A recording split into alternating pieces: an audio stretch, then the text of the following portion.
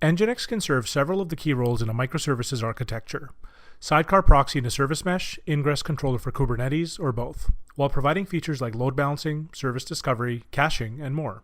Deliver modern applications at scale. Learn more at nginx.com. Hello and welcome to the InfoQ podcast. I'm Daniel Bryant, News Manager here at InfoQ and Director of DevRel at Ambassador Labs. For this edition of the podcast, we're doing our traditional end-of-year review with all of the InfoQ family of podcast hosts. I'm privileged to be joined by colleagues Wes Reisz, creator of the InfoQ Architecture podcast and platform architect at VMware, Charles Humble, a technical leader, freelance writer, and distinguished contributor at InfoQ, and Shane Hastie, creator of the InfoQ Engineering Culture podcast and director of community development at IC Agile. There's no denying this year has been strange and challenging on many levels, and so we were keen to reflect back on our experiences and learning. We wanted to discuss the impact of COVID on tech, the challenges of working and leading in a distributed context, and also explore how we all need to take time out to look after ourselves, our teammates, and those around us. And from a technical perspective, we were keen to look briefly at the continued rise of cloud platforms, the recent Docker deprecation notice in Kubernetes, and also look back on our first inaugural KubeCon Plus event that took place over 3 weeks in November. The next one of these events is scheduled for May 2021, and you can find out more information at plus.qconferences.com. So welcome everyone to the Year in Review InfoQ podcast. Before we get started, can we quickly introduce ourselves, please, and give an overview of what you've been up to over the last year as well? Good day, folks. I'm Shane Hastie. I'm the lead editor for Culture and Methods at InfoQ.com, based in New Zealand. And what have I been up to the last year? Getting through the insanity that has been 2020. I'm incredibly fortunate to live in New Zealand. We're a society that has exhibited, in many ways, the agile mindset and has adapted to the challenges of the year, I suspect, better than some. So I'm Charles Humble. I was InfoQ's Editor-in-Chief until April of this year. And since then, I've been basically working as a freelancer. I've been working with New Relic, and I've also been doing some work with Container Solutions, where I started as a content consultant, and I'm now acting as kind of managing editor for some of their educational content on Cloud Native. So yeah, that's me. Wes, how about you? So I'm Wes Reisz, been 4 years now doing the InfoQ podcast and also chairing some QCons, just recently QCon Plus. In my day job, I work for VMware, so I'm a platform architect in the Modern Applications Business Unit. So that's just the group that works on Spring and K8s around cloud native, app modernization, those kind of things. That's me. Daniel? Yeah, so this year I've moved more into DevRel at Ambassador Labs, still looking after the news at InfoQ as well. That's pretty much it. Lots of focus on Kubernetes, lots of focus on building platforms at the moment. And it's been a strange year, as we've all said, definitely, but lots of opportunity for connecting with folks one-on-one online. And that has been the sort of the savior that's kept me going. I've definitely missed the conferences, for example, and the connecting with all yourselves and other folks as well. That's something I'm looking forward to getting back to when we can. On that note, what are the most important interesting trends from 2020? You can't start with mentioning 2020 without COVID, right? So in my house, we celebrate Christmas. And so every year we get ornaments to describe kind of the year in summary for us. And I really believe this year my ornament, I haven't got it yet, but my ornament is going to be a dumpster fire because I think that's what 2020 truly represents to me. But yeah, COVID has affected everybody in just ways that we can't even begin to imagine. And I've seen it in tech that's kind of come up, how tech's responded. There's some people that we could name, but there's so many people that you could name that have been seriously affected by this and lost their lives, their family. I don't think I'll mention any specific names, but yeah, just COVID, how software's responded, how it's forced us to work from home. At some point, I want to talk a bit about AlphaFold, for example, and how some software is being used to help address COVID. But for me, I think COVID and the response and the work from home is the thing that 2020 really is most definitive in my mind. I'll pick up on that one. There's the meme for organizations. What has influenced your digital transformation the most? And the tick boxes for chief executive, chief technology officer, chief information officer. And the reality is for pretty much every organization today, the thing that's influenced their digital transformation has got to be COVID. The way that organizations have responded, the fact that IT departments were able to allow people to start working from home effectively within a week or two of a lockdown. And these were big organizations for whom the concept of remote work was just not there. And yeah, it was chaotic at the beginning, but the way that the tech support community and the tech community as a whole stepped up to provide the services that we're there for, to support the rest of the world, to enable the economies to continue. Yes, huge impact, but we did continue. We've come through it. The comparisons, thinking about what happened, none of us were there, but what we hear of the 1918 pandemic versus stay home and watch Netflix and be able to stay home and watch Netflix. I think that's very true. And one thing that's been really positive is the way the platforms that we all increasingly rely on have been able to scale and meet this sudden huge surge of demand, which no one was predicting, even in like February, March of this year, no one was predicting it. And actually, we don't really acknowledge companies like Slack, companies like Zoom, Google Classroom, Khan Academy, all of these different organizations that have in different ways allowed people to keep going, and they've suddenly had to scale up their infrastructure. And actually, I think on the whole, we notice things when they go wrong. And I think it's an enormous advert for the IT industry as a whole that it's actually equipped itself, I think, remarkably well under incredibly difficult circumstances. And on the whole, things have kept working. People have been able to carry on doing things. People have been able to switch to working at home. And that's a big deal. That's not to say that there aren't problems. That's not to say that there aren't huge challenges for individuals. But I think collectively as an industry, it reminds me a little bit of the Year 2K thing, if you're old enough to remember that one, where I think as an industry, we just kind of went in and did our thing and sorted it out. And then everyone went, oh, it probably wasn't a big problem anyway. Yeah, it really was. I worked on some of those things, and some of them were not great, but as an industry, we kind of stepped up and fixed it. And this has felt like one of those moments again where I think we've done pretty well under very, very challenging circumstances. So yeah, I think it's been good from that point of view. I think as well, it's interesting because it's like a forcing function. You have to adopt these new ways of working and so on. There's not really a lot of stuff that we're doing that we couldn't have been doing 2 or 3 years ago. The innovation, sort of new remote working tools, I imagine will come 2 or 3 years hence. But the sudden rapid adoption of all kinds of new things, new ways of working, new ways of thinking has been quite interesting. And, if you take events as an example, we could have been running remote events or online events years ago, but we weren't. And suddenly we are. And it turns out that that actually works quite well, and we were able to do it quite quickly. I long to go back to in-person events, but I think it's interesting that you can make that work in the meantime. I think at that point, Charles, it's a good opportunity to shout out QCon Plus as well. Wes, you led the charge on that one, and I've thoroughly enjoyed watching it over the last few weeks. We've kind of wrapped up now, and everyone was super generous in donating their time, getting involved with a slightly different platform.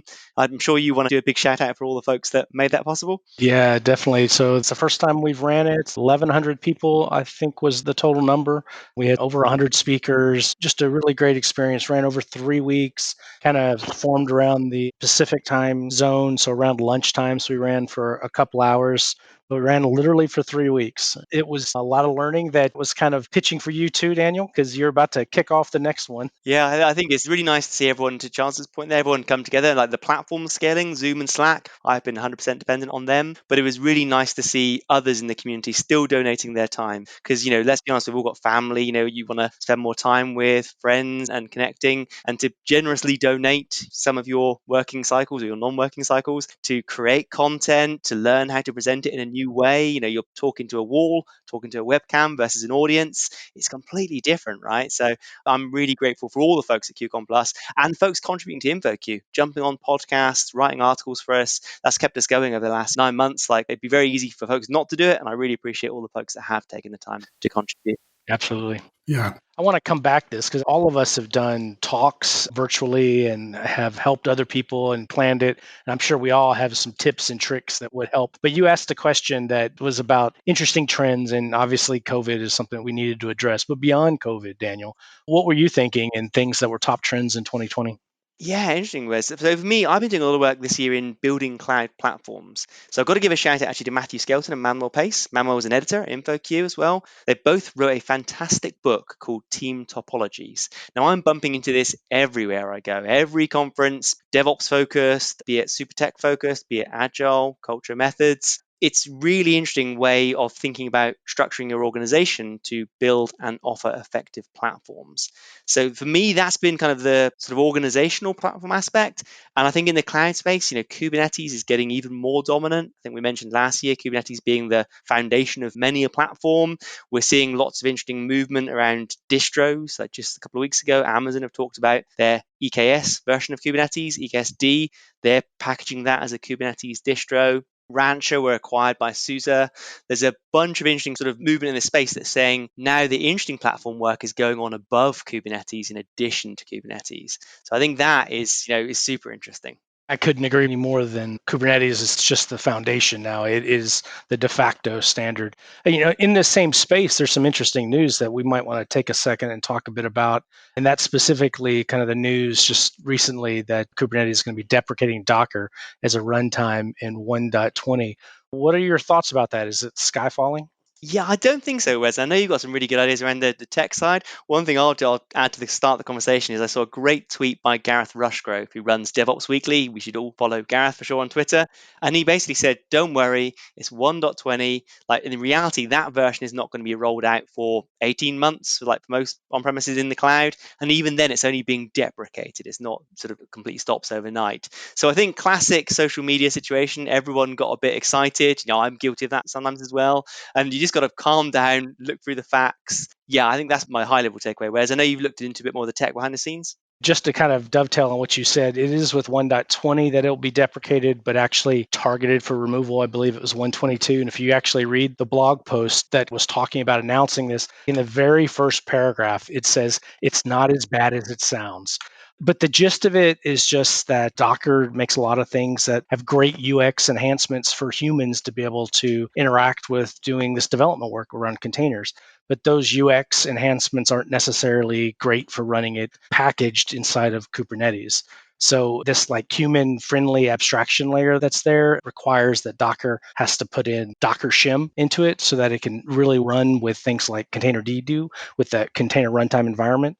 So this basically is just because Docker isn't that CRI compliant container runtime. So other ones are CRO, containerd. So like when we get to my New Year's resolutions, it's going to be dive into containerd. That'll be one of my New Year's resolutions. But I think the long and the short is literally, if you go back to the blog post announcing it, it says it's not as bad as it sounds. It's still some time off. You can still run Docker. It's just because we're trying to kind of make things more standard compliant. And there's a few things out there that do. No, that's good stuff, Wes. And I'll be sure to link in the show notes all the good blog posts, because I saw Charles tweeting online as well saying often you got to cut through the noise and find the signal, and we can definitely help folks do that. That's what we do at InfoQ, that's what we do at QCon. So I think that's a really, really good point. I wanted to pivot a little bit because the tech is super important, but something I've really benefited from this year is both Shane and Charles, your knowledge around remote working, remote onboarding. I know, Charles, you've worked for ages remote and really, led remote, worked as an individual contributor remote. You've done it all. And Shane, you've taught it all. So I've learned a lot from both of you. I wonder if you could sort of give us a high level overview of what you think folks should pay attention to, where they should learn, what things they can benefit from. It's really interesting. Yes, remote work has been a thing. We've been doing it for years. And yet something I think we have to bear in mind is that the remote that we've been thrown into, that the world has been thrown into this year, is different. Those of us who've been working remotely for a long time, we're not releasing the video, but I've got a separate dedicated office. I think all three of us, all four of us on this call are sitting in spaces that we're not sharing with anyone else in the family. We haven't got the children who are doing homeschooling at the same time. We've got not sitting at a dining room table, sharing that table and sharing one computer in the house between two people who are trying to work. So the forced remote is different.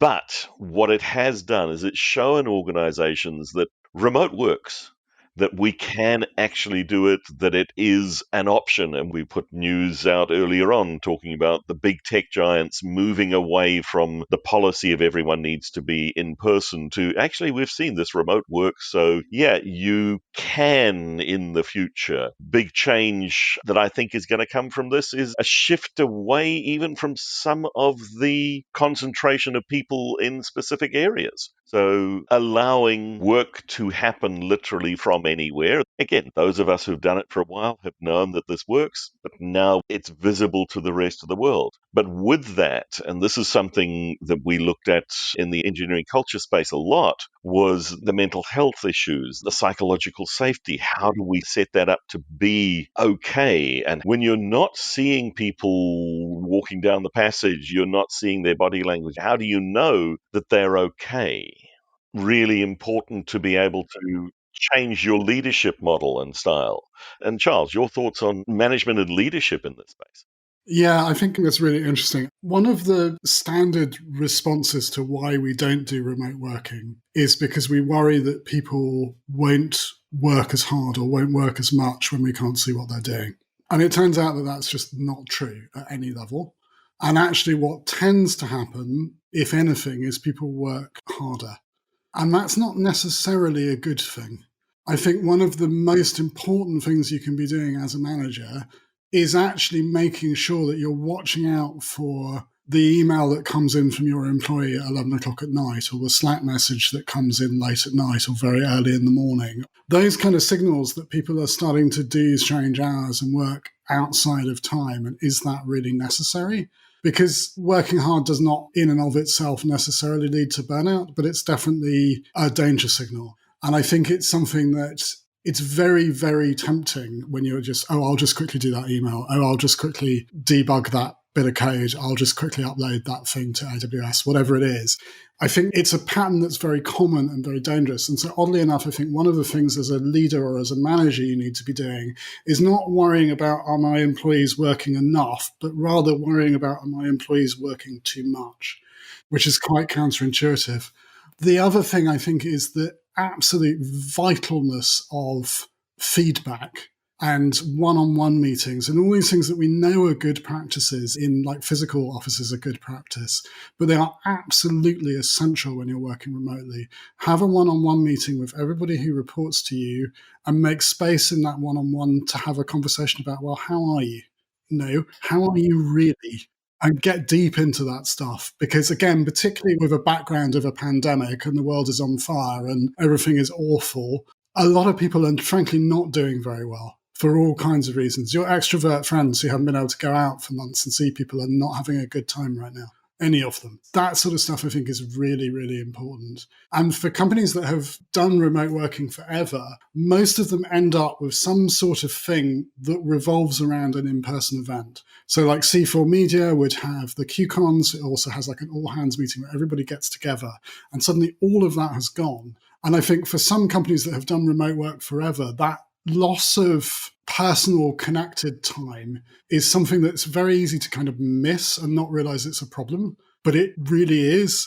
And you really need to make space for some kind of online offsite. Can you have an online offsite? But you know what I mean. That's a huge thing to tease out. Like what we're doing right now is not what we were doing a year ago when work from home. And a lot of people, a lot of the things that I've seen on Twitter that pushed back against it, that are calling out some of the problems, I think it's really important to recognize this is work from home during a pandemic.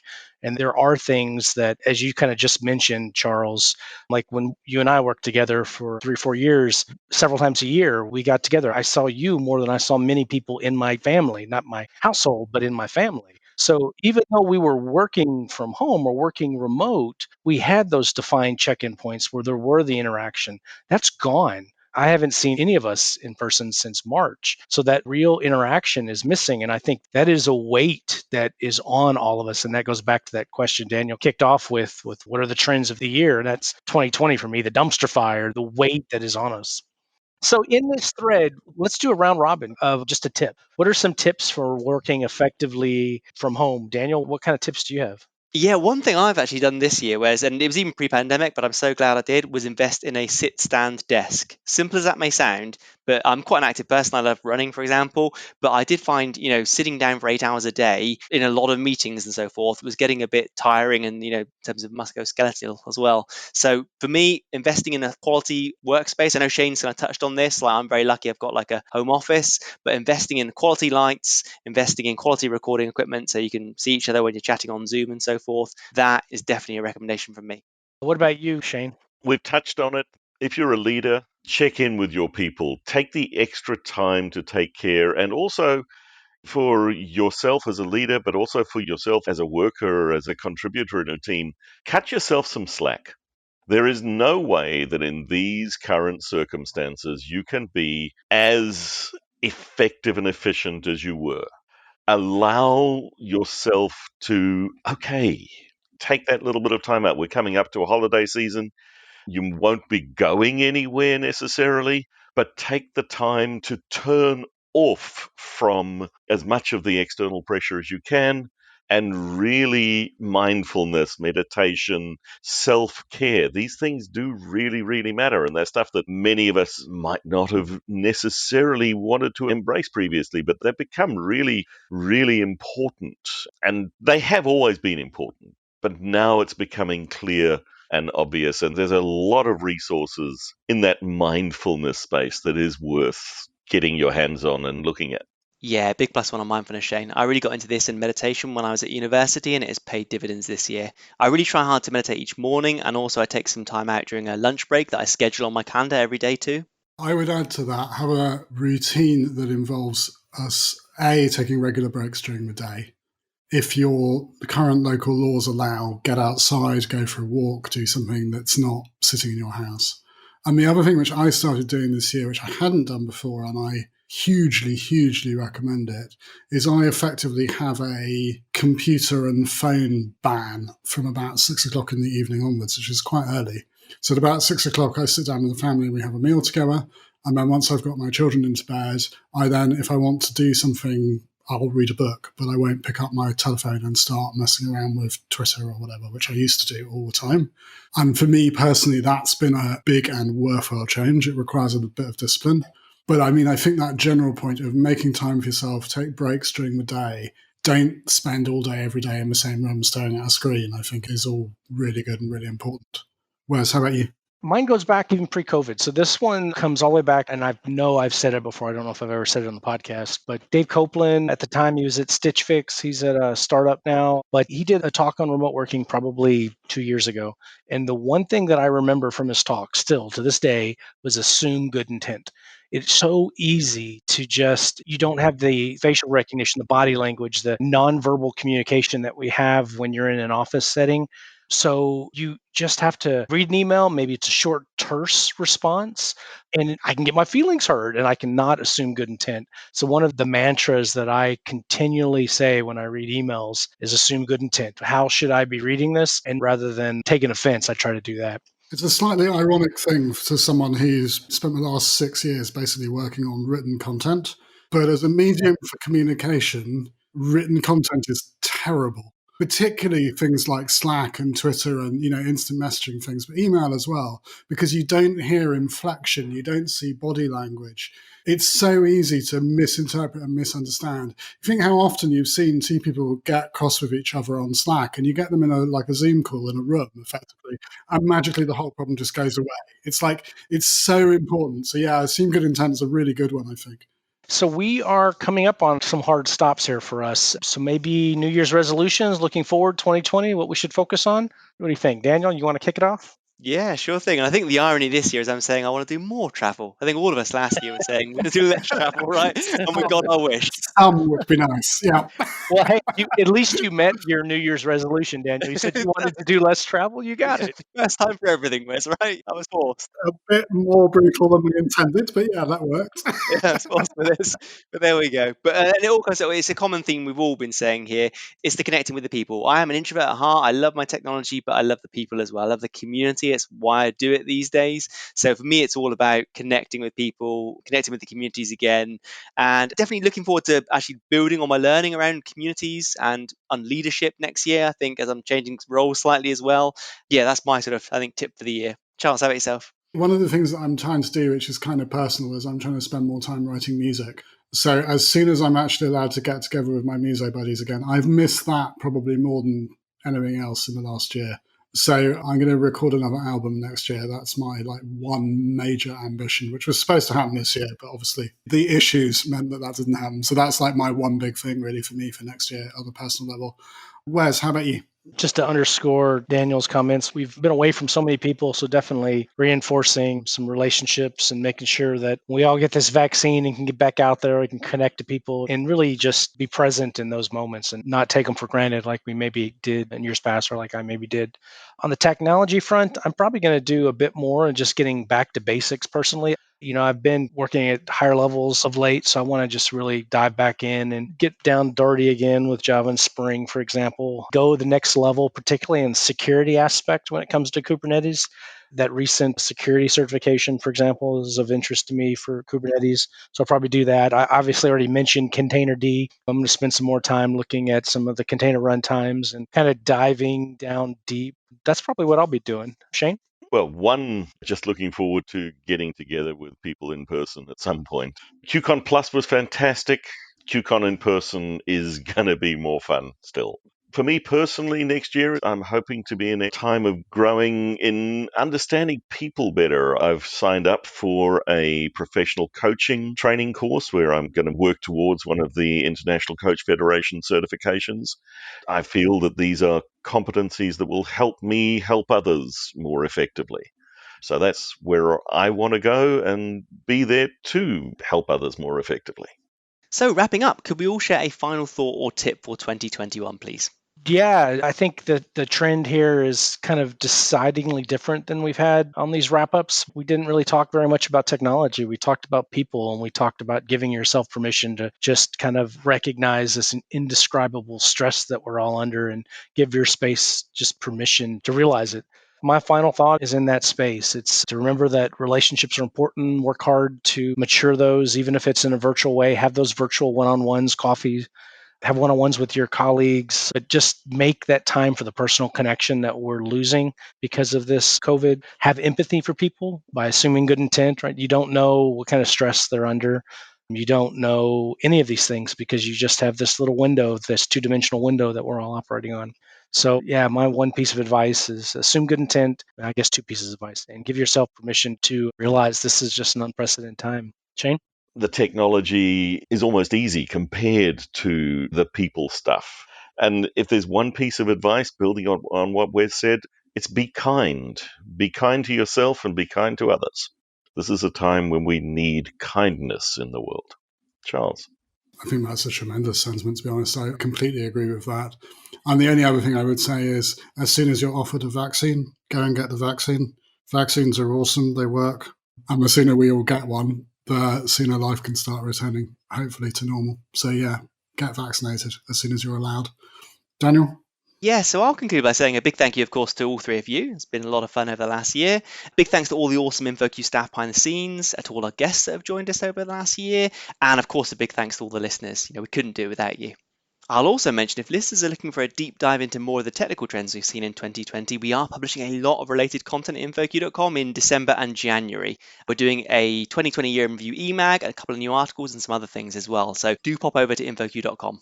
Yeah, so just from me personally to all of you, thank you for joining us on the InfoQ podcast this year and the InfoQ Culture podcast this year.